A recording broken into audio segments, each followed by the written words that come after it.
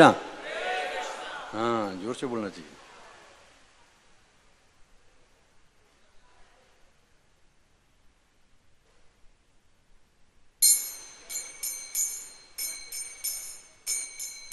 जय राधा माधव कुंज बिहारी,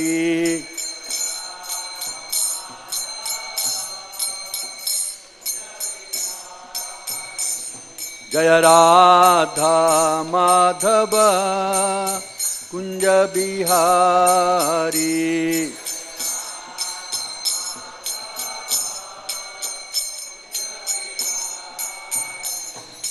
गोपी जन वल्लभ गिरिवरधारी,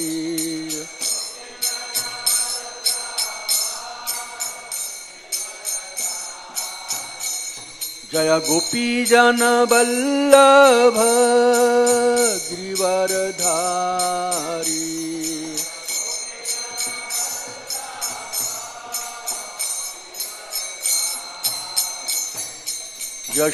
यशोधानंदन ब्रज जन रंजन,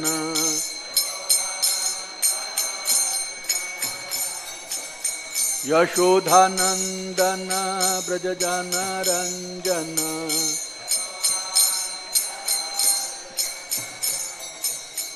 यमुना तीर बनचारी,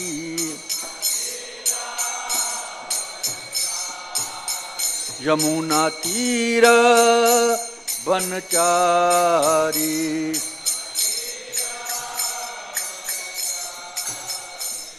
जय राधा माधव कुंज बिहारी,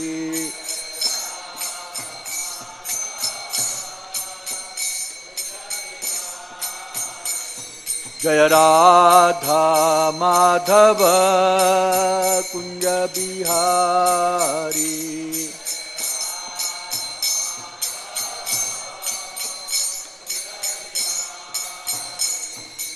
गोपी जन वल्लभ गिरिवरधारी,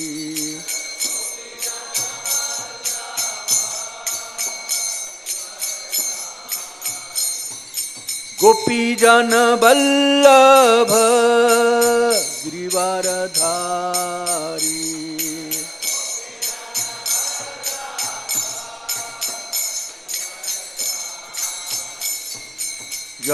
यशोधानंदन ब्रज जन रंजन,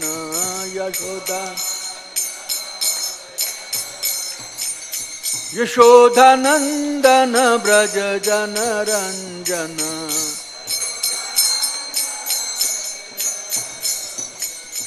यमुना तीर बनचारी,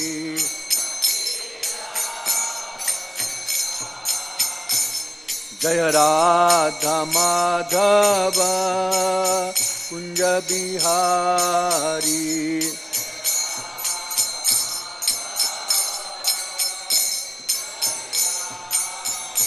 हरे कृष्णा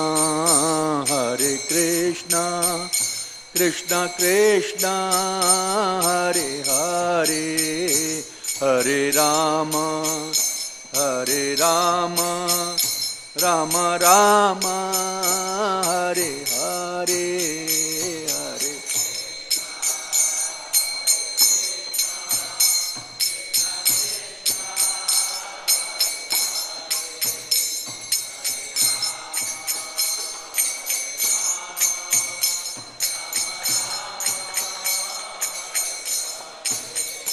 हरे कृष्णा कृष्णा कृष्णा हरे हरे, हरे राम राम राम हरे हरे, हरे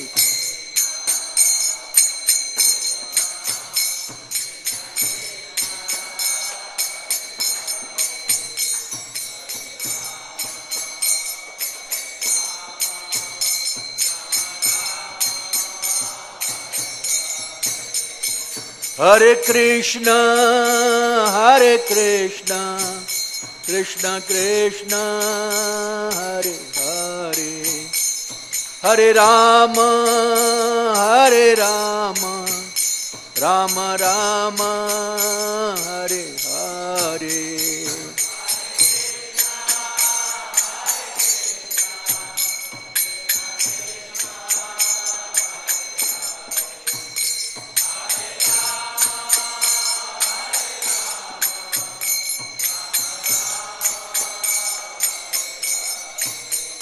Hare Krishna, Hare Krishna, Krishna Krishna, Hare Hare, Hare Rama, Hare Rama, Rama Rama, Hare Hare.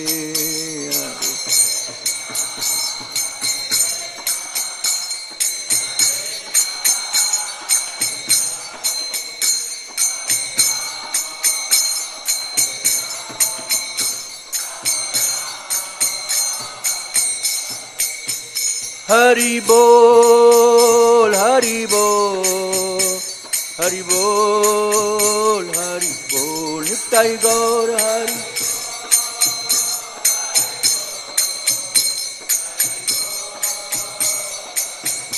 Nittai Gaur Hari Bol, Hari Bol, Hari Bol, Hari Bol.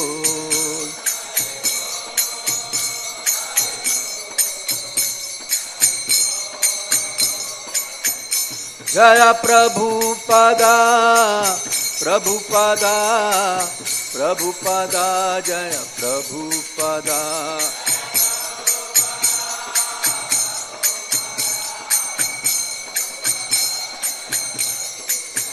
Jaya Prabhupada, Prabhupada, Prabhupada, Prabhupada.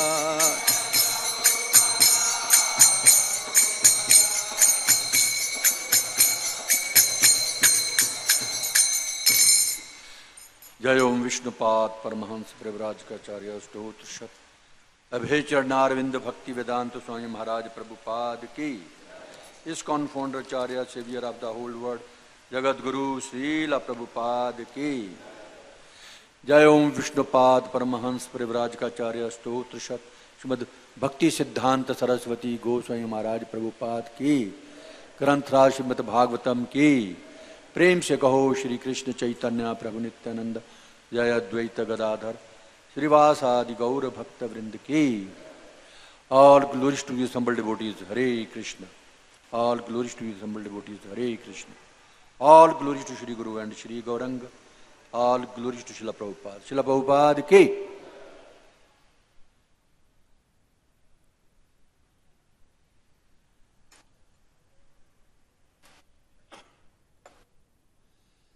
हरे कृष्ण। तो आज हम श्रीमद् भागवतम के स्कंद 4 के अध्याय 29 और श्लोक संख्या 57 पढ़ेंगे।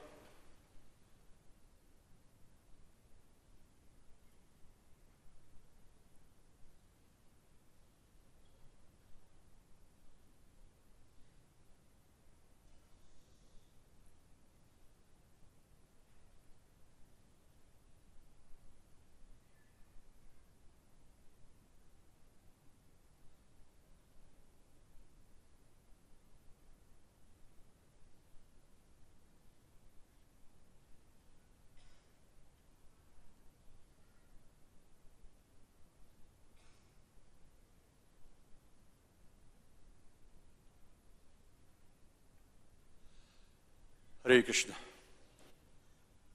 ओम नमो भगवते वासुदेवाय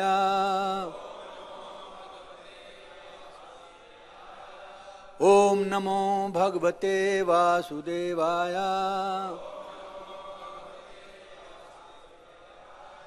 ओम नमो भगवते वासुदेवाय नारायणं नमस्कृत्य नरं चैव नरोत्तमं देवीं सरस्वतीं व्यासं ततो जयमुदीरयेत्। नष्टप्रायेषु भद्रेषु नित्यं भागवत सेवया भगवती उत्तम श्लोके भक्तिर्भक्तिने। ओम अज्ञानतिमिरन्धस्य ज्ञानञ्जनशलाकया चक्षुरुन्मिलितं येन तस्मै श्रीगुरुवे नमः। श्रीचैतन्यमनोभीष्टं स्थापितं येन भूतले स्वयं रूप कदा मह्यं ददाति स्वपदान्तिकं। वन्देऽहं श्रीगुरो श्रीयुतपदकमलं श्रीगुरून् वैष्णवंश्च श्रीरूपं साग्रजातं सहगना रघुनाथान्वितं तं सजीवं साद्वैतं सावधूतं परिजनसहितं कृष्णचैतन्यदेवं श्रीराधा कृष्णपादान् सहगना ललिता श्रीविशाखान्वितं। हे कृष्ण करुणा सिंधु दीनबंधु जगतपते गोपेश गोपिका कांत राधा कांत नमोस्तुते। तप्त कांचन गौरांगी राधे वृंदावनेश्वरी वृषभानुसुते देवी प्रणमामि हरिप्रिये। वाञ्छा कल्पतरुभयश्च कृपा सिन्धुभैव च पतितानां पावनेभ्यो वैष्णवेभ्यो नमो नमः।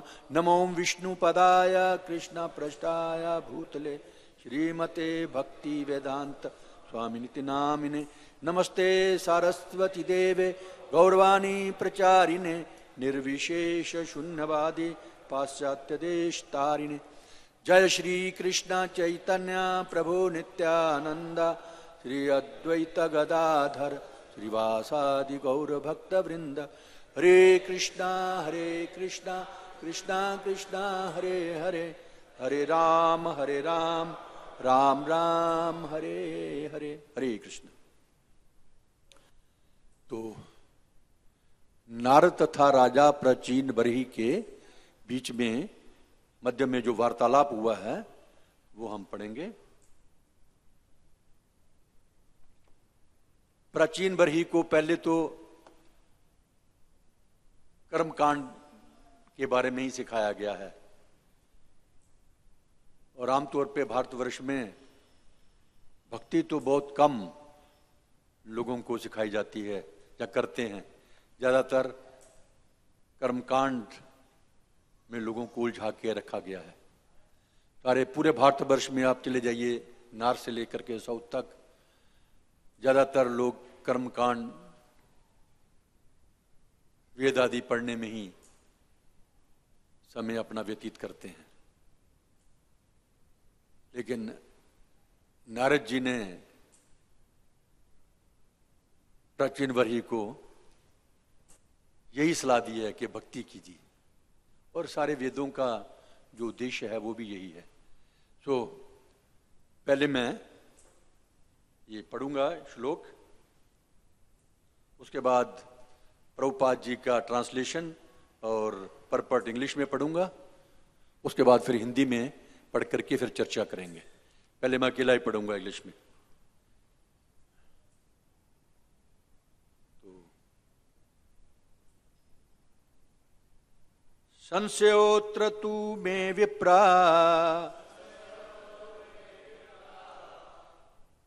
संचिन्नस्तत्कृतो महान ऋष्यापि हि मुहन्ति यत्र नेन्द्रियावृतः यत्र नेन्द्रियावृतः संशयोत्र तु मे विप्रा संचिन्नस्तत्कृतो महान् ऋष्योऽपि हि मुह्यन्ति यत्र नेन्द्रियावृतः।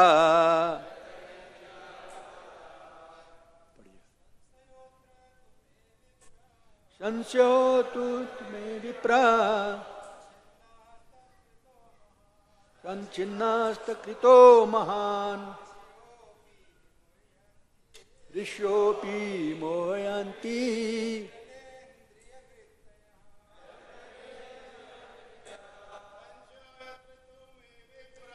संस्योत्र में विप्रा संचिन्नस्तो ऋष्योपि मुह्यन्ति यत्र नेन्द्रियावृता। और कोई? लेडीज,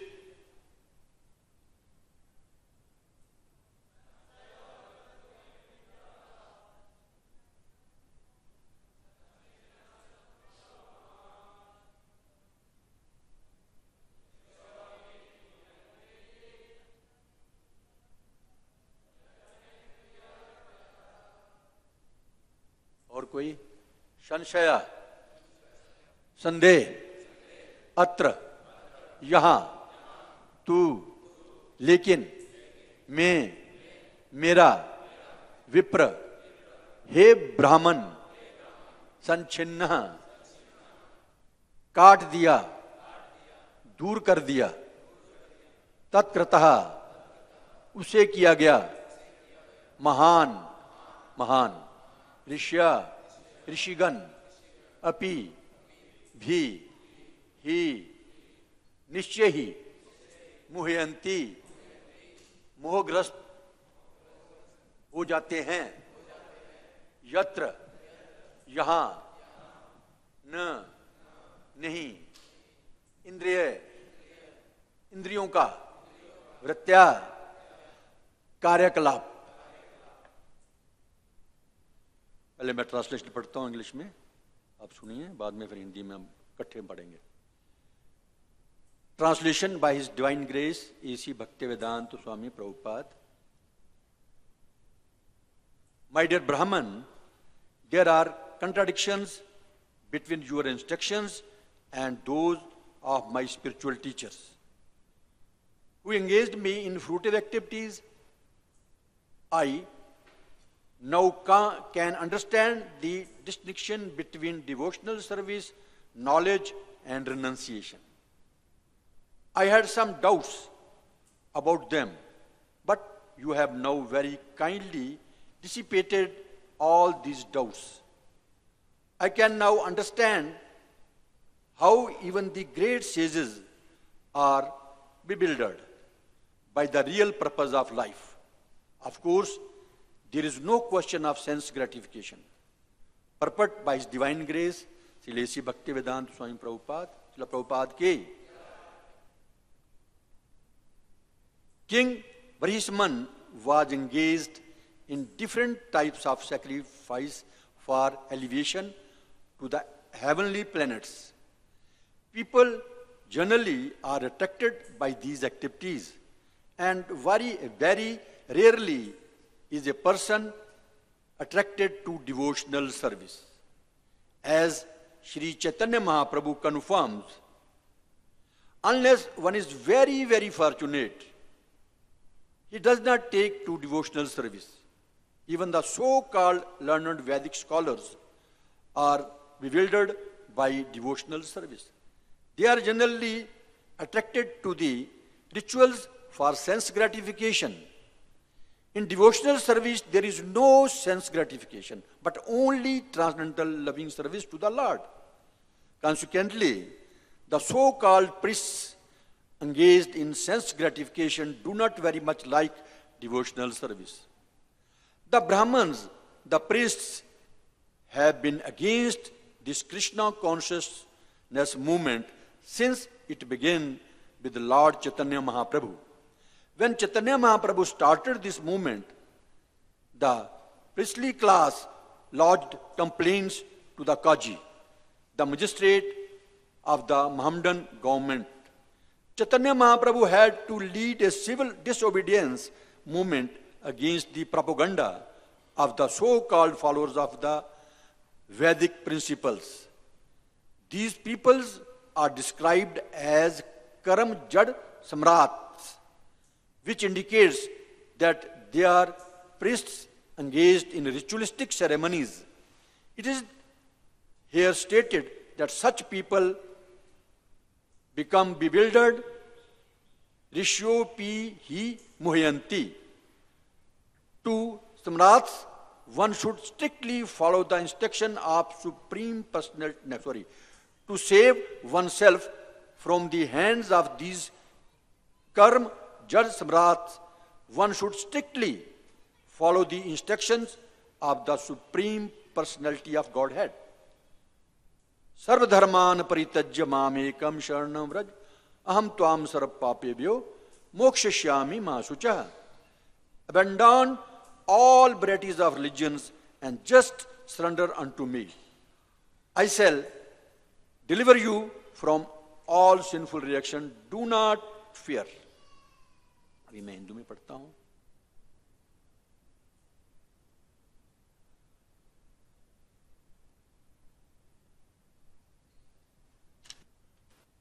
अनुवाद प्रभुपाद जी के द्वारा. आप सुनिए या मेरे पीछे दोहराइए. हे ब्राह्मण, आपके आदेशों तथा मुझे कर्मकांड में प्रवृत्त करने वाले मेरे गुरुओं के उपदेशों में विरोधाभास जान पड़ता है. मैं अब भक्ति, ज्ञान तथा वैराग्य के अंतर को समझ सकता हूं. मुझे पहले इनके विषय में कुछ संशय थे, किंतु आपने कृपा करके इन संशयों को मिटा दिया है. अब मैं समझ सकता हूं कि बड़े बड़े ऋषि भी जीवन के वास्तविक उद्देश्य के विषय में कैसे मोहग्रस्त होते हैं. निस्संदेह इंद्रिय तृप्ति का कोई सवाल ही नहीं उठता. तो जैसे आपने पहले शुरू में कई महीनों से पढ़ रहे हैं हम लोग, राजा प्राचीन वरही ने बहुत सारे यज्ञ किए, पशुओं का बलिदान भी किया. उसमें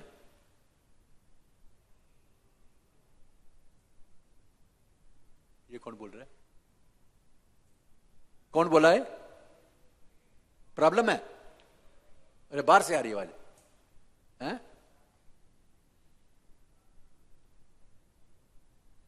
तो जब नारद जी से उनकी मुलाकात हुई तो नारद जी से उन्होंने कुछ प्रश्न किए.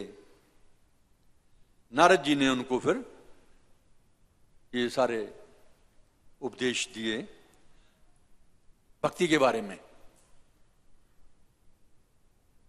अब प्राचीन वरही राजा कह रहे हैं नारद जी को, पहले श्लोक में जैसे कल हमने पढ़ा, हे ब्राह्मण, आपने जो कुछ कहा है उसे मैंने अत्यंत मनोयोग से सुना है और सम्यक विचार के पश्चात मैं निष्कर्ष पर पहुंचा हूं कि जिन आचार्यों शिक्षकों ने मुझे कर्मकांड में प्रवृत्त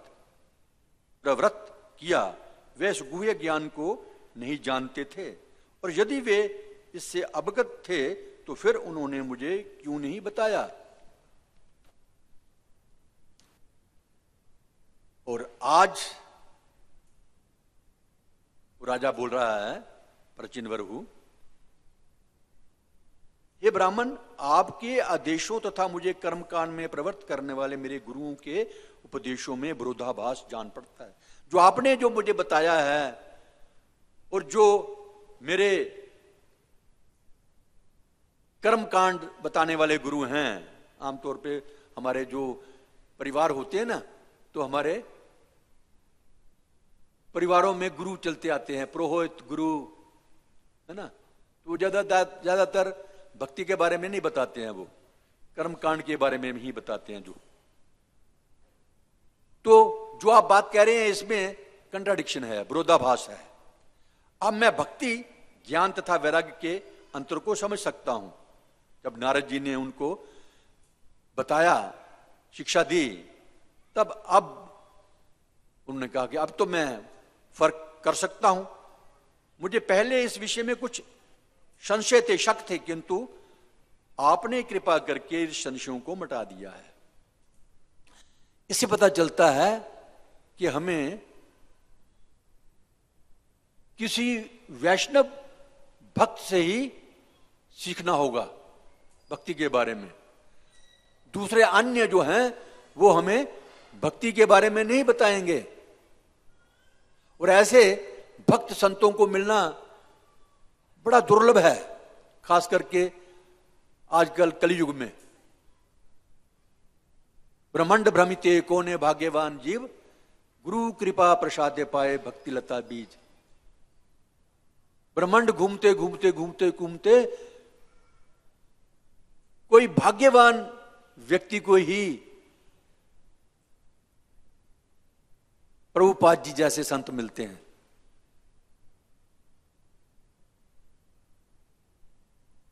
सबको तो नहीं, सब तो प्रभुपाद जी के पास नहीं आए, सारे तो इस्कॉन में नहीं आए लोग, इतनी दुनिया है पूरे संसार में। लेकिन जो भाग्यवान व्यक्ति हैं वही प्रभुपाद जी की शरण में आए और उसका लाभ उठा रहे हैं।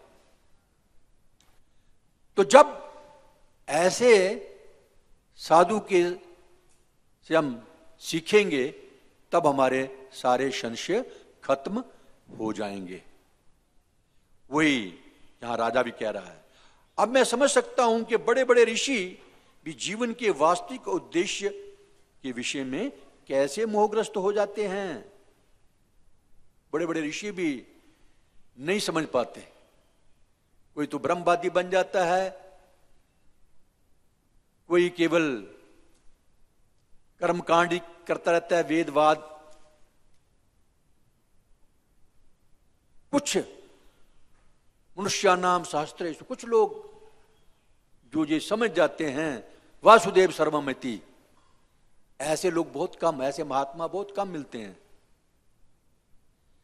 निस्संदेह इंद्रिय तृप्ति का कोई सवाल ही नहीं उठता है भक्ति में। तो तात्पर्य श्रील प्रभुपाद जी के द्वारा राजा बरहिसमान स्वर्ग प्राप्ति के लिए तरह तरह के यज्ञ संपन्न कर रहा था। लोग सामान्यतः ऐसे कृत्यों के प्रति आकृष्ट होते हैं और बिरले ही भक्ति के प्रति आकृष्ट होता है। कोई बिरला ही भक्ति के प्रति आकृष्ट होता है। जैसा कि चैतन्य महाप्रभु ने पुष्टि की है, परम भाग्यशाली व्यक्ति ही भक्ति में लगता है। यहां तक के तथाकथित वेद विद्वान भी भक्ति के विषय में मोहग्रस्त होते हैं। वे इंद्रिय तृप्ति के लिए सामान्य रूप में अनुष्ठानों के प्रति आकृष्ट होते हैं। भक्ति में इंद्रिय तृप्ति कहां, ये प्रश्न कर रहे हैं प्रभुपाद जी। भक्ति में इंद्रिय तृप्ति कहां? अगर वाकई हम 100% भक्ति में लगे हुए हैं सच्चे मन में, तो टाइम ही नहीं है इंद्रिय तृप्ति का। जो इंद्रिय तृप्ति में लगे हैं इसका मतलब है वो सच्चे मायने में, सच्चे अर्थ में भक्ति में नहीं लगे हैं। जब लगे भी हैं तो आधे आधे लगे हैं, एक पैर उस नाव में, एक पैर उस नाव में।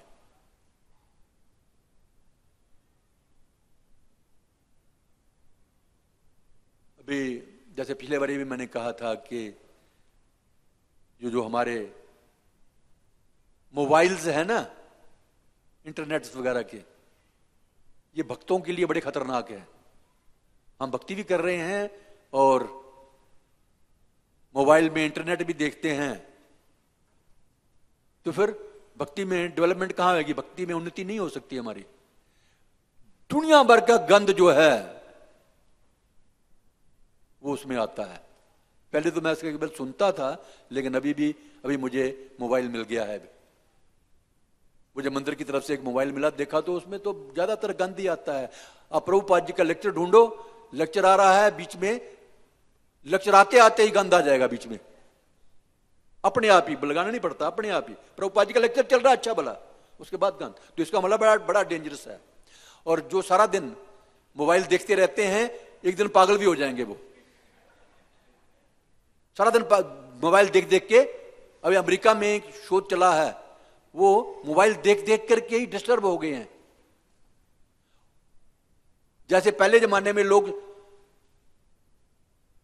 वर्णाश्रम करके वानप्रस्थ लेकर के जंगलों में जाते थे ना, अभी अमेरिका वगैरह में कुछ कंपनियां हैं, उन्होंने जंगलों में छोटे छोटे बढ़िया बढ़िया हट बना दिए हैं। उनकी शर्त है यहां पर कोई मोबाइल लेके नहीं जाएगा। तो वहां पर 1 महीना 2 महीने वहां पर रहते हैं बिना मोबाइल के, ताकि क्योंकि पहले इतना मोबाइल सुन सुन के ये दिमाग पागल हो गया उनका। तो ये हमारा भारतवर्ष में भी ऐसा होने वाला है।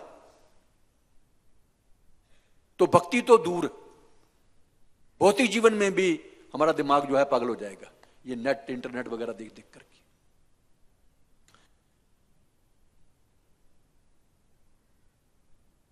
यहां तक तथाकथित वेद विद्वान भी भक्ति के विषय में मोहग्रस्त होते हैं।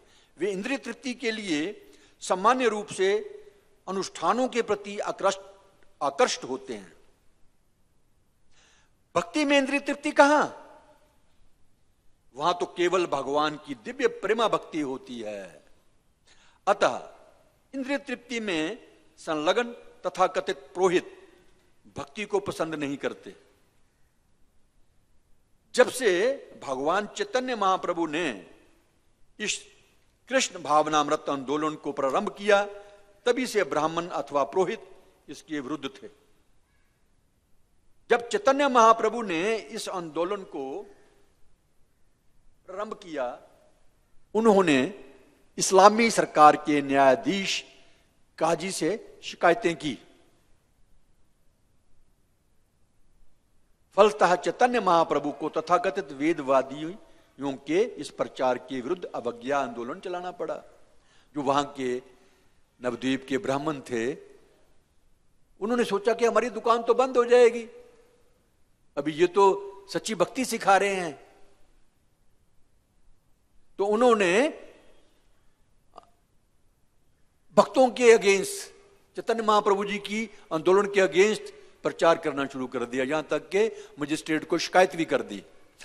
जब शुरू शुरू में हमारा कृष्ण भावनामृत संघ जो है दिल्ली में तो कोई प्रॉब्लम नहीं हुई। खैर दिल्ली लोग जो हैं ये थोड़े सभ्य लगते हैं इनमें, लेकिन जब हम वृंदावन में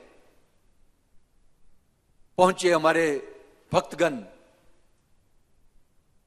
तो इतनी आसानी से हमारा जो छठीकरा का मंदिर है नहीं बनाया इतनी आसानी से। वहां के जो लोकल पंडे हैं, वहां तो ये था कि भाई जितने भी तीर्थ यात्री जाते हैं तो पहले से ही पंडे संभाल लेते हैं, ये मेरी टीम है, मैं उनको फिर उनको ले जाएंगे मंदिरों में और घुमाएंगे, और पैसे नहीं देगा तो गाली भी देते हैं। मथुरा के जो पंडे हैं वो गाली भी देते हैं। वो वृंदावन तो गाली नहीं सुनी, लेकिन मार जरूर पड़ी हमारे इस्कॉन के भक्तों को। वो पत्थर लेकर के मारते थे इस्कॉन के भक्तों को, क्योंकि हमारे लोग तो पंडों की तरह नहीं बीजे पीछे भागते हैं लोगों के। इसलिए उनकी दुकानदारी जब बंद होने लगी तो उन्होंने इस्कॉन के भक्तों को पत्थर मारने शुरू किए।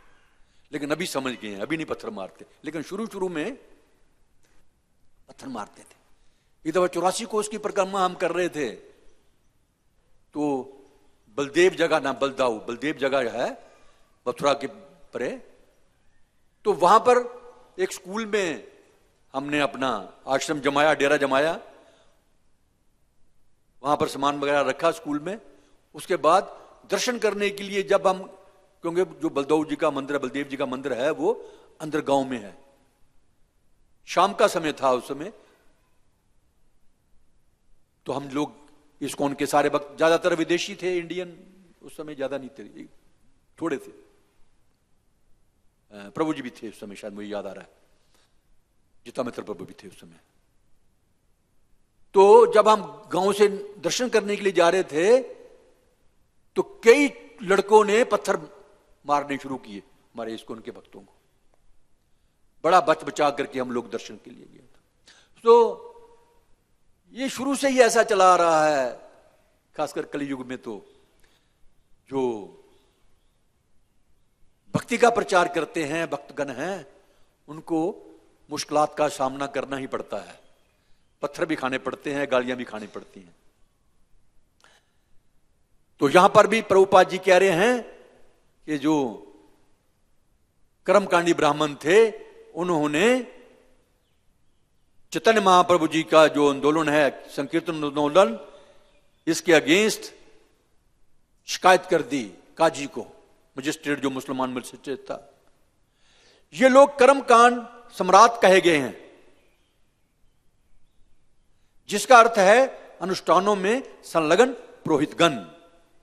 हम भी जब एकादशी रखते हैं ना, तो जो कैलेंडर में भी लिखा होता है ये वैष्णव कैलेंडर के हिसाब से आज एकादशी है या आज ये पर्व है, और ये सम्राट ब्राह्मणों के अनुसार, जो सम्राट कर्मकांड के अनुयायी हैं, उनके अनुसार अलग डेट होती है, समय भी अलग होता है उनका।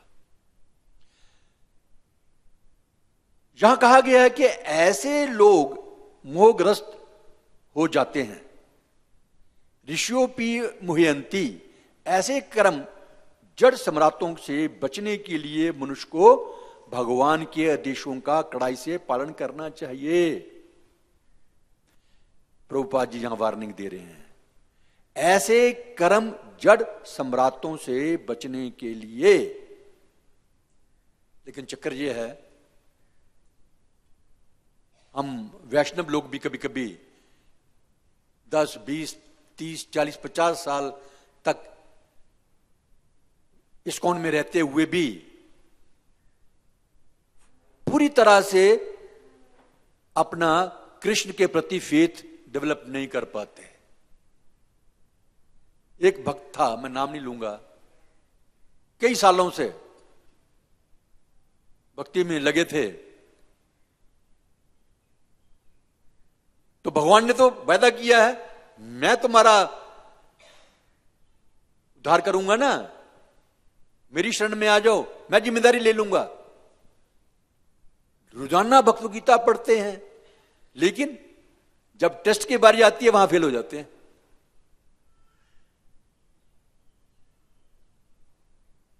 योग क्षेम बहा में हम, भगवान कहते हैं, कई जगह वादा करते हैं, डेली पढ़ते भी हैं, लेकिन इसका मतलब विश्वास नहीं है हमारे।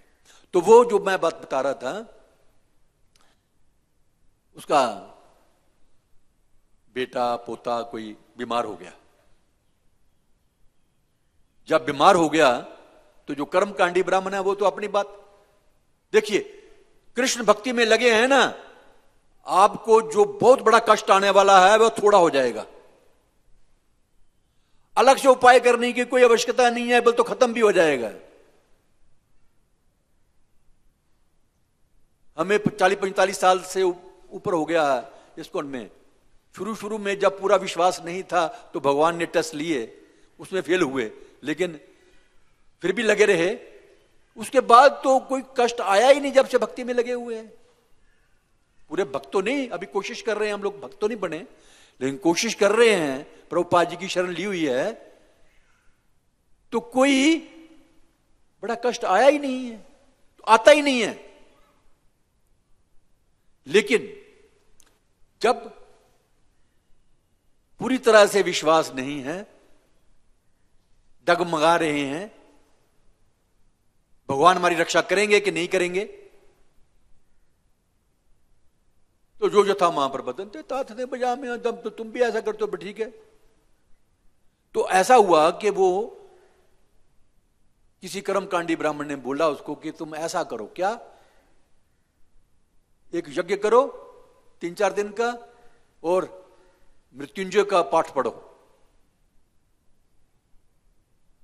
भगवान शिव जो है वो भी तो कृष्ण के भक्त हैं। वैष्णवा नाम अहम शंभु बताते हैं, डेली पढ़ते भी हैं हम, लेकिन उस कर्म कांडों की चक्कर में पड़ गए। मैंने उनको मना भी किया, मैं ऐसा क्यों कर रहे हो, प्रभुपाद जी ने तो कहीं नहीं बताया ऐसा। मतलब कहने का मतलब यह है कि अच्छी बड़ी भक्ति करते करते भी कई दफा हम कर्मकांडों में फंस जाते हैं। इतना प्रभाव है खास करके भारतवर्ष में इन लोगों का। तो हमें क्या करना है, प्रभुपाद जी कह रहे हैं ऐसे कर्म जड़ सम्राटों से बचने के लिए मनुष्य को भगवान के देशों का कड़ाई से पालन करना है, स्ट्रिक्टली फॉलो करना है।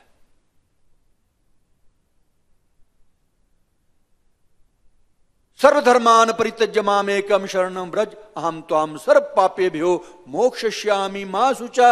जब पाप नहीं रहेंगे तो कष्ट कहां आएंगे? हमारे पाप हैं, पाप कर्मों का फल जो है, तभी तो हमें कष्ट आते हैं। तो भगवान वायदा कर रहे हैं ना, मेरी शरण लो। लेकिन जब पूछो ना, मैं तो पूरी तरह से भगवान की शरण में हूं, सरेंडर्ड हूं, लेकिन जब कोई तकलीफ आती है ना, तब पता चलता है मैं सरेंडर्ड हूं कि नहीं हूं। सब आश्रितता खत्म हो जाती है उस समय। बड़े बड़े लोग मोहित हो जाते हैं ऐसे मन में। समस्त प्रकार के धर्म का परित्याग करो और मेरी शरण में आओ, मैं तुम्हें समस्त पापों से उभार लूंगा। फिर डरो मत, मां शुचा। जो पंडित बता रहा है उसकी बात तो हम मान लेते हैं, भगवान स्वयं कह रहे हैं मां शुचा, तो तब क्या हो जाता है हमारी बुद्धि को?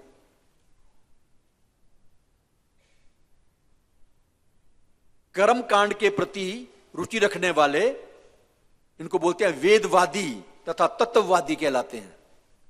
श्रीमद् भागवतम में कहा गया है, तथैव राजन उरुगार मेधा वितान विद्या उरुवृजुम्बेतेषु न वेदवादेषु तत्ववादा प्रायेण शुद्धो न चकस्ति साधु।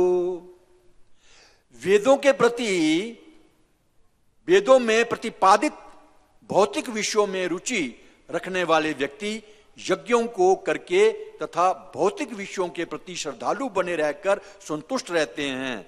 ऐसे लोगों को कभी आत्म तत्व प्रकट नहीं हो सकता, यह भी नारद जी कहते हैं। सॉरी, ये जड़ भरत कहते हैं। जो वेदवादरताम हैं, ऐसे लोगों को कभी आत्म तत्व प्रकट नहीं हो पाता। ये राहुवन को शिक्षा दी थी। नारद जी भी यही बता रहे हैं। भगवत गीता के अनुसार जो लोग वेदों में ही आसक्त हैं, एक्चुअली देखिए क्या है, वेदों में बहुत सब्ज बाग बताए गए हैं। ये करोगे तो सुंदर स्त्री मिलेगी, ये करोगे सुंदर पति मिलेगा, ये करोगे तो तुम्हें संतान बड़ी अच्छी मिलेगी, वफादार संतान मिलेगी। मतलब बहुत सारी बातें ऐसी बताई गई हैं। हम उन्हीं के चक्कर में पड़ जाते हैं। जो वेदों का उद्देश्य है वहां तक तो पहुंचते ही नहीं, पहले ही इनमें फंस जाते हैं। तो भगवत गीता के अनुसार जो लोग वेदों में आसक्त हैं, वेदों का उद्देश्य नहीं समझते, वे वादरता हैं। याम इमाम पुष्पिताम वाचम प्रपदंती अभिपिष्टता वेदवादरतः पार्थ नान्यत अस्तिति वादिना कामात्माना स्वर्गपरा जन्म कर्म फलप्रदाम क्रिया विशेष बहुलाम भोगेश्वर गतिम प्रति। अल्प बुद्धि मनुष्य वेद के उन अलंकारिक वचनों में बहुत आसक्त रहते हैं। जैसे मैंने कहा है ना, अलंकारिक शब्द बड़े वेदों में आते हैं, तो हम लोग ज्यादातर उसी में फंस जाते हैं। जिनमें बताया गया है स्वर्ग, उच्च कुल, ऐश्वर्य और भोगों को देने वाले नाना प्रकार के इस काम कर्मों का विधान है। तुम्हें स्वर्ग मिलेगा, तुम ये करोगे, उच्च कुल मिलेगा, ऐश्वर्य मिलेगा, खूब भोग भोगोगे, और नाना प्रकार के विधान हैं इसमें। अभी देखिए, ज्यादातर लोग इन्हीं के चक्करों में पड़ जाते हैं। ओ स्वर्ग मिलेगा ना, स्वर्ग मिलेगा तो वहां पर हमें अप्सराएं मिलेंगी, सुंदर सुंदर सोमरस पीने को मिलेगा। अच्छा, मोहम्मडन जो है उनमें भी यही बताया गया है।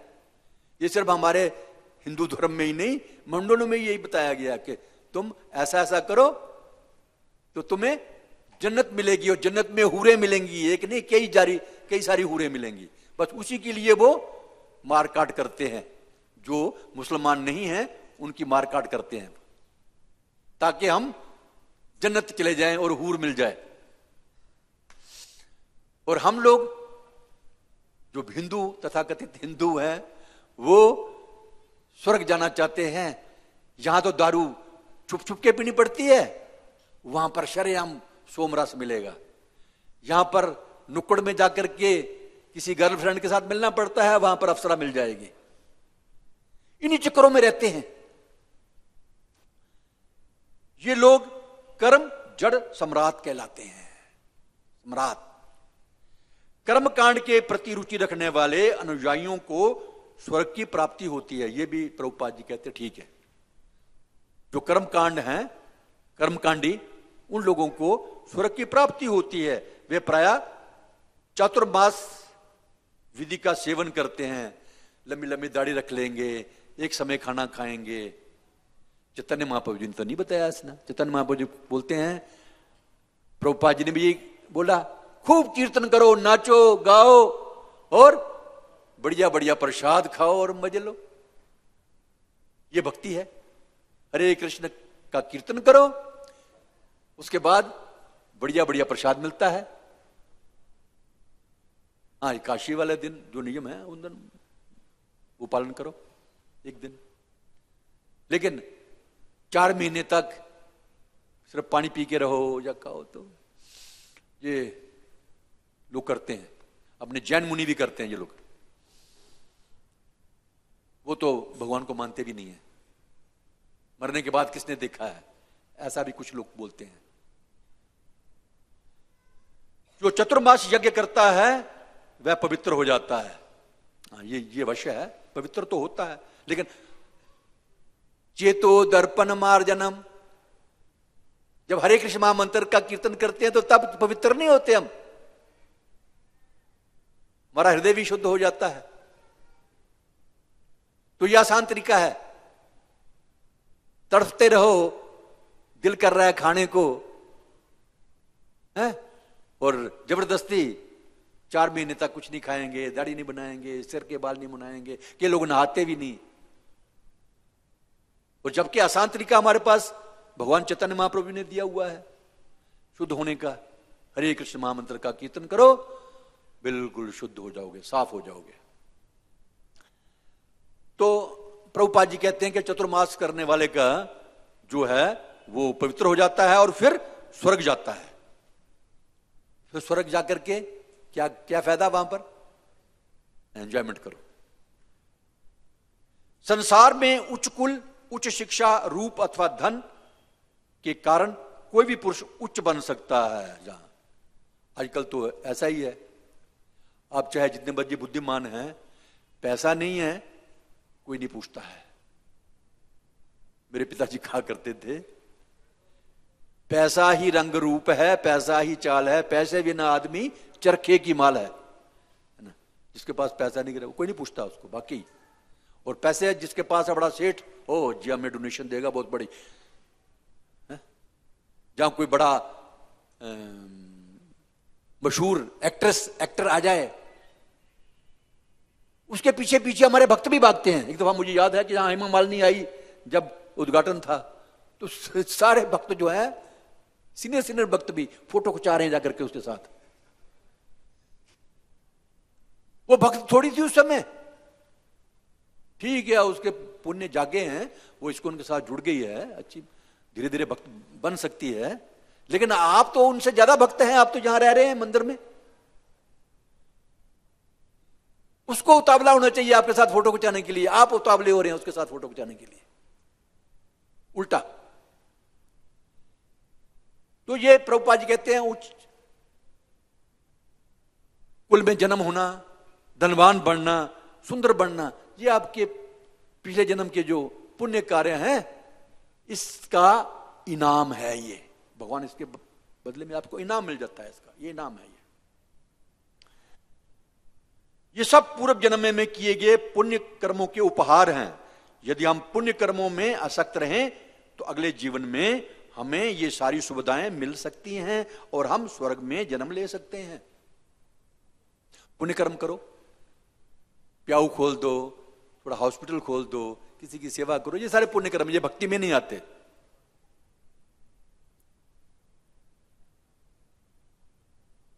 ये एक्चुअली असली समाज सेवा ये नहीं है।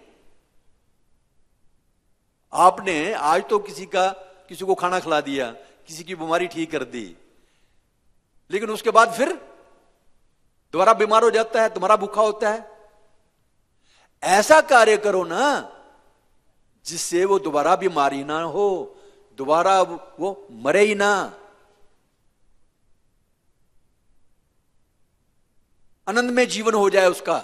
ऐसा कार्य करो, वो असली समाज सेवा है। वो केवल उसको हरे कृष्ण महामंत्र दे करके, उसको भक्ति दे करके ही हो सकता है। असली समाज सेवा जो है वो इस्कॉन के भक्त कर रहे हैं, बाकी लोग केवल अपनी सेवा कर रहे हैं। तो प्रभुपाद जी आगे कहते हैं, यदि हम पुण्य कर्मों में आसक्त रहें तो अगले जीवन में हमें ये सारी सुविधाएं मिल सकती हैं और हम स्वर्ग में जन्म ले सकते हैं, किंतु इन सब का अंत होना एक दिन। परमानेंट तो ये चीजें हैं नहीं है, ये संसार ही पूरा परमानेंट नहीं है, तो ये सुविधाएं भी परमानेंट नहीं है। क्षीणे पुण्य मृत्यु लोके विशंति, पुण्य कर्मों के क्षीण होने के पर पुनः मृत्यु लोक में प्रवेश करना पड़ता है। प्रभुपाद जी कहते हैं जो अमेरिकन लोग जो है ना, धनवान भी हैं, सुंदर भी हैं, तो इसका मतलब है वो सीधे स्वर्ग लोक से आए हैं। यहां पर कुछ पुण्य कर्म किए होंगे उनके, तो स्वर्ग लोक में चले गए। उसके बाद जब उनके खजाना खाली हो गया, पुण्य कर्म खत्म हो गए, थोड़े से बचे, ज्यादा नहीं, वहां के लायक नहीं, तो अमेरिका में भेज दिया। अमेरिका में वो अच्छे पैसे वालों के घर में पैदा हुए, सुंदर भी हैं अमेरिकन लोग, पैसे वाले भी हैं, है ना। लेकिन इनका भी अंत है, वो तो स्वर्ग से नीचे गिरे हैं ना। अभी अमेरिका में रह करके भी अगर वो बुरे कर्मों में लगे रहेंगे, जैसे पहले हिप्पी बन गए थे लोग, तो ऐसे लोग अगर इस्कॉन में नहीं आते तो फिर तो बेड़ा गर्क ही था उनका। दोबारा फिर कुत्ते बिल्लियां बनना पड़ता, क्योंकि कार्य तो कुत्ते बिल्लियां का ही कर रहे थे ये, वहां रह करके हिप्पी लोग बन गए थे जो। वैदिक आदेशों के अनुसार वेदों का मुख्य उद्देश्य है पुण्य कर्म करना नहीं है। वेदों का मुख्य उद्देश्य तो भगवत गीता में भगवान बताते हैं, वेदे च सर्वेर अहम एव वेद्या। वेदों का उद्देश्य क्या है? इन कर्मकांडों में फंसना नहीं है, भगवान को जानना है, कृष्ण को जानना है।